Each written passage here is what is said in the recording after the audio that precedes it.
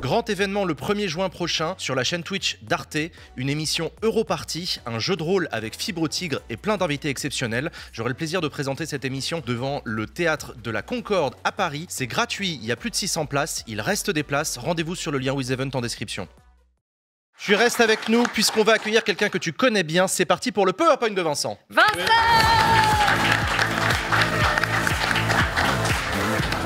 Incroyable. Bonsoir. C'est super équipe. Enchanté, Vincent.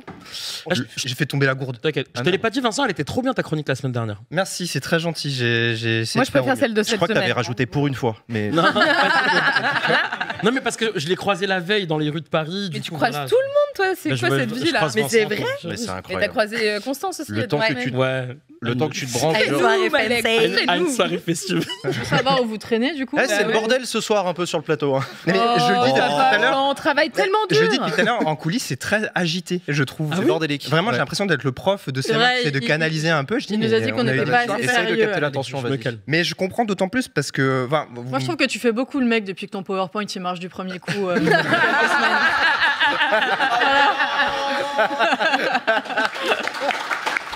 C'est vrai. Il y a des gens qui viennent me voir pour dire ah c'est dommage il n'y avait pas de bug cette semaine.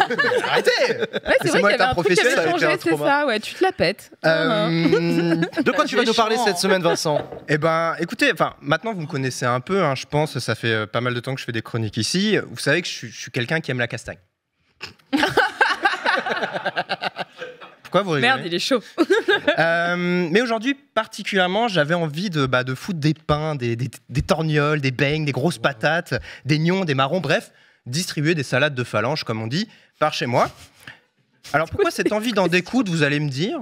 Parce qu'il y a des choses de base qui, dans la vie, me donnent envie de me taper, hein, globalement. Mais aujourd'hui, pourquoi en particulier? Eh ben, c'est lié à un événement qui va arriver bientôt, dans quelques mois en décembre. C'est le gala de boxe du streamer Billy. Ah. Bah oui, qu'on connaît aussi sous le pseudo de Rebeu des Terres, et un événement qui vient d'être annoncé où 10 influenceurs s'affronteront sur un ring devant 35 000 personnes. C'est un événement qui aura lieu donc en décembre prochain.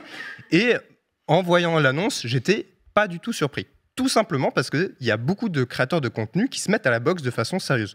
Au-delà de l'événement de Billy, on a vu Thibaut en forme, évidemment. On a aussi vu Raska. On a vu un certain streamer toxique mélanger échecs et boxe. Voilà, je ne vais pas le citer.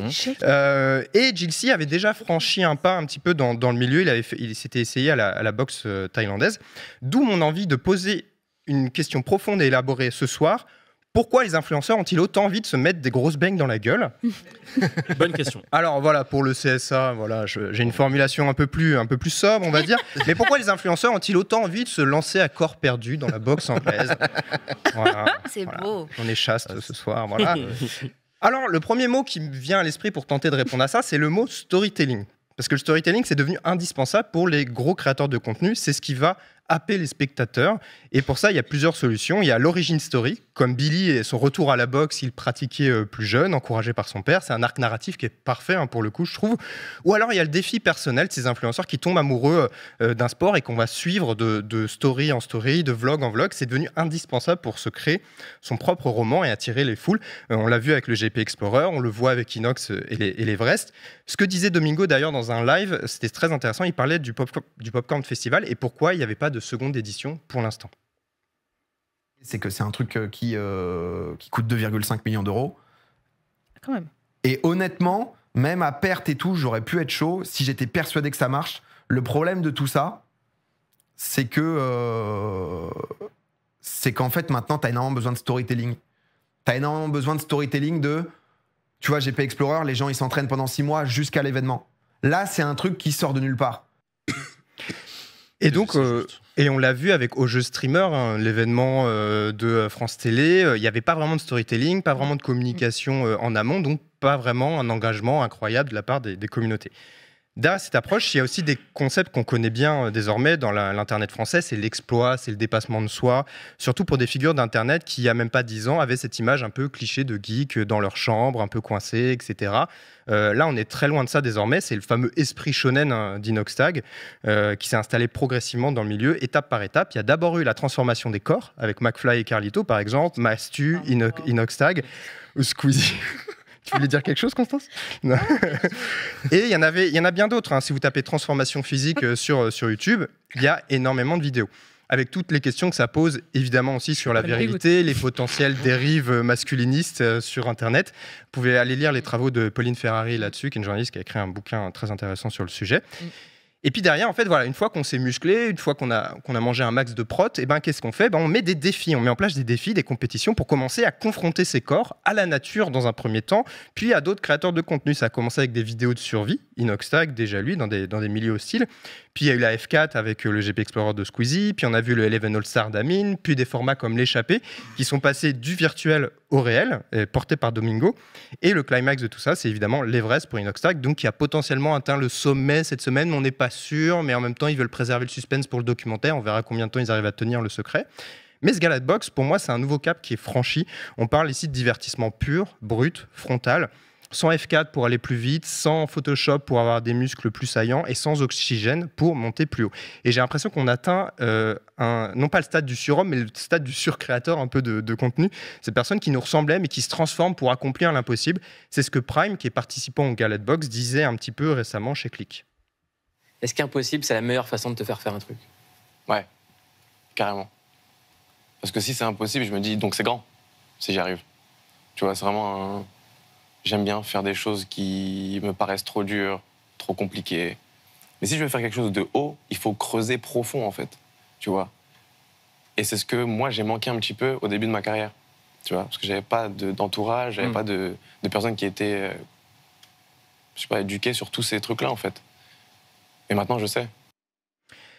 Alors, parce que... Avant, faut se rappeler d'où on vient aussi, parce qu'avant, on faisait du fit and fun et des clashs en chanson. Vous vous rappelez de Cortex et Cyprien? Oui. Voilà, juste petite Madeleine de Proust pour vous, qui est sa deuxième vidéo la plus vue de sa chaîne, d'ailleurs, je m'en suis rendu compte. Ou de Squeezie First, évidemment. C'est loin comme époque, je trouve. Maintenant, ça suffit plus. Plus les productions se sont développées, et puis il a fallu nourrir ce besoin d'extraordinaire chez les abonnés et pour continuer à assurer sa place au sommet de la pyramide algorithmique. Et en 2024... il faut se mettre des pains, c'est ça qui marche. Les frères Jack et Logan Paul le prouvent depuis plusieurs années aux USA, et forcément, ça inspire beaucoup les Français. Mais alors maintenant, vous allez me dire, pourquoi la boxe en particulier? Pourquoi la boxe en particulier? Merci Malek. C'est une très bonne question. Enseignant en CM1, vraiment, je perds pas ça. Parce que instinctivement, c'est vrai qu'on aurait pu se dire que ces youtubeurs, il aurait pu plutôt plus mettre au MMA, parce que ça a commencé à émerger avec des figures assez controversées comme Ibra TV, et ça a explosé en popularité avec des gens comme Morgan Charrière, qui est très présent aussi sur YouTube. Le MMA, il semble avoir pas mal bousculé la boxe, mine de rien, par son exposition médiatique, son sens du spectacle, et la masse de sponsors qui affluent sur ce terrain.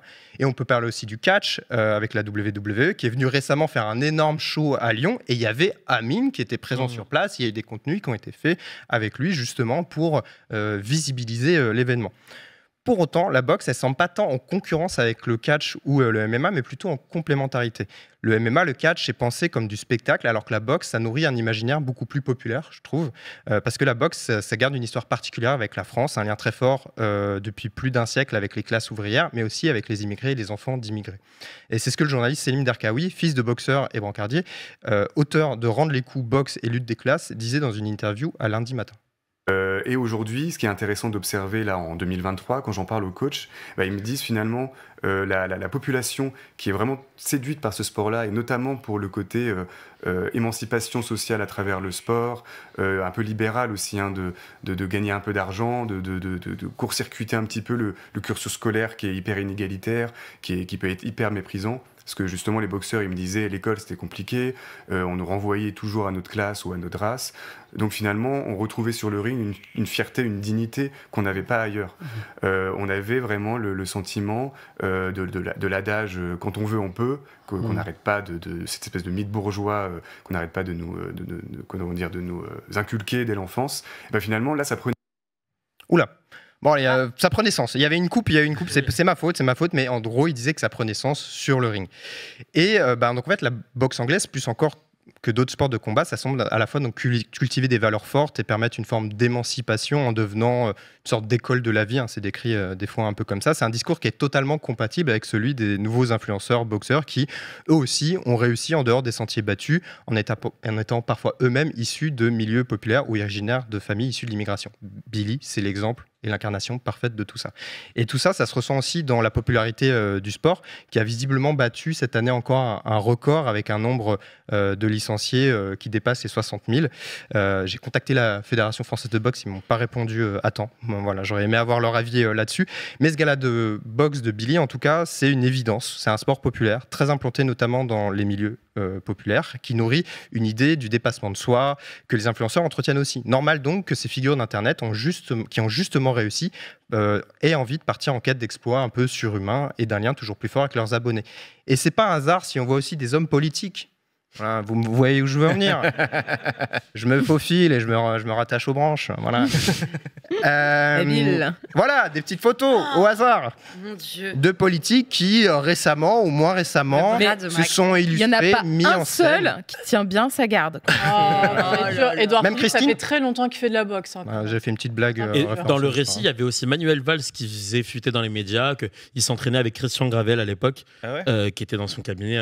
Nul. Non, qui était au service d'information du gouvernement, qui s'entraînait tous les matins à Matignon et qui faisait de la boxe aussi. Alors, Jean-Marie Le Pen, je l'avais pas. Ouais, Le Pen, Ah bah cette photo, quand je l'ai vue, je dis allez, ça Elle est hardcore. Ça part direct dans le PowerPoint. Ça part en prod.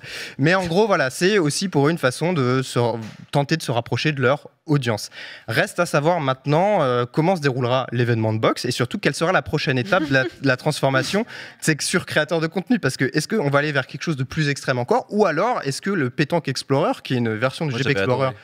de pétanque, mais avec de la pétanque, donc vraiment... Oui, j'avais trouvé ça trop cool, très safe. Voilà, il y a de la préparation, il y a de l'entraînement et tout, mais bon, le risque n'est pas à zéro, mais bon, voilà. Est-ce que c'est ça va ramener vers des contenus plus tranquilles? Pas sûr, moi je pense, mais je sais surtout que vous attendez un événement sportif important. Ah bah oui. Je parle évidemment de la séance de boxe de Jean avec Latifa. Voilà. Ah oui, c'est vrai. Absolument, wow. Cette photo est réelle. Et voilà. Yes. c'est vrai, Et je vous laisse j'ai posé. là-dessus. Passez Merci une beaucoup excellente soirée. Vincent pour ce PowerPoint de Vincent.